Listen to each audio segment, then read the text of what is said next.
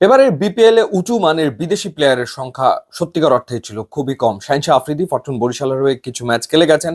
Alex Hales খেলেছেন, Kyle Mayers খেলেছেন, এই মুহূর্তে আরো বেশ কয়েকজন খেলছেন। তারপরেও এই অভিযোগটা ছিল যে এবারের ফ্র্যাঞ্চাইজি গুলো খুব বেশি উঁচু মানের ক্রিকেটার আনতে পারেনি, তবে সেই আক্ষেপ প্লে অফে ঘুচিয়ে দেওয়ার চেষ্টা করবে দলগুলো, সেই আভাস আসলে পাওয়া যাচ্ছে, স্পেশালি রংপুর রাইডার্স এবং ফরচুন বরিশাল। রংপুর রাইডার্সের সবশেষ ম্যাচে যে চারজন বিদেশি খেলেছেন তার ভেতরে ইফতেখার রয়েছেন পাকিস্তানের, খুশদিল শাহ রয়েছেন, এরপর আকিব জাভেদ খেলেছেন এবং স্টিভেন টেইলর খেলেছেন। তো এর ভেতরে তিনজন, আকিব জাভেদ, খুশদিল এবং ইফতেখার, তারা আসলে বলা যায় যে অলমোস্ট পুরো সিজন ধরেই আসলে খেলছেন।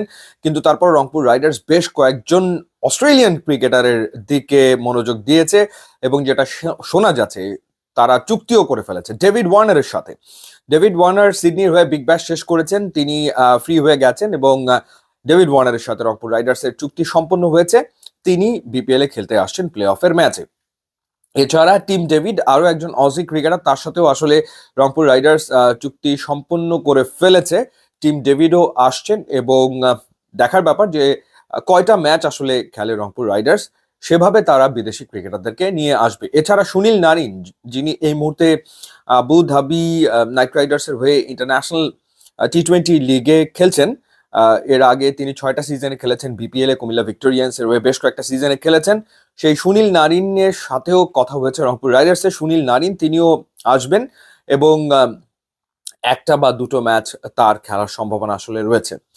এছাড়া আরো একজনের সাথে রংপুর রাইডার্স প্রাথমিকভাবে আলোচনা করেছেন, তিনি আইপিএল মাতানো জ্যাক ফ্রেজার ম্যাকগার্ক। তার সাথে একটা প্রাথমিক আলোচনা হয়েছে, তবে চুক্তি এখন পর্যন্ত হয়নি এবং জ্যাক ফ্রেজার ম্যাকগার্ককেও আনতে পারে রংপুর রাইডার্স, এমনটা আসলে শোনা যাচ্ছে। এবার যদি ফরচুন বরিশালের দিকে তাকাই, ফরচুন বরিশালের হয়ে সবশেষ ম্যাচে যে চারজন খেলেছেন বিদেশি, সেই তালিকাতে রয়েছেন ডেভিড মালান, এরপর রয়েছেন মোহাম্মদ নবী, এরপর রয়েছেন ফাহিম আশরাফ।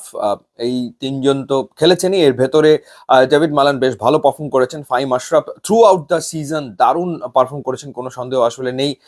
এছাড়া মোহাম্মদ নবী তিনি খেলছেন এবং জেমস ফুলারকে তারা আসলে খেলিয়েছে। ফরচুন বরিশাল তারা যতটা শোনা যাচ্ছে যে অ্যাডাম মিলনে, নিউজিল্যান্ডের ক্রিকেটার, তাকে আনতে পারে। এছাড়া ডেভিড মিলারের প্রতি তাদের আগ্রহ ছিল, কিন্তু মিলার আসলে ইনজুরিতে পড়ে গেছেন, সুতরাং তার আর আশা হচ্ছে না। এবং কাইল মায়ার্স তিনি আবারও আসলে ফিরে আসতে পারেন প্লে অফের ম্যাচে, তেমনটাই আসলে শোনা যাচ্ছে।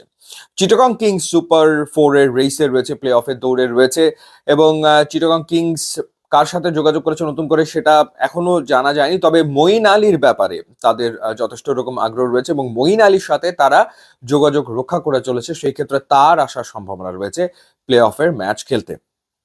এছাড়া রেসে থাকা দুর্বার রাজশাহী মনে হয় না নতুন কোনো বিদেশি ক্রিকেটারকে আনতেও পারে, বলা যায় না, যেহেতু তারা প্লে অফের রেসে রয়েছে এবং প্লে অফ যদি নিশ্চিত হয়ে যায় সেই ক্ষেত্রে।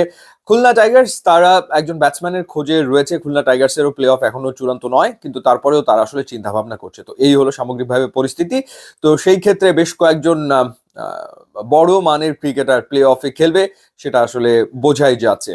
তো দেখাই যাক কে কে শেষ পর্যন্ত আসে। ইউটিউব ইনস্টাগ্রাম লিঙ্ক দেওয়া আছে, আপনারা যোগ দিলে খুবই খুশি হব।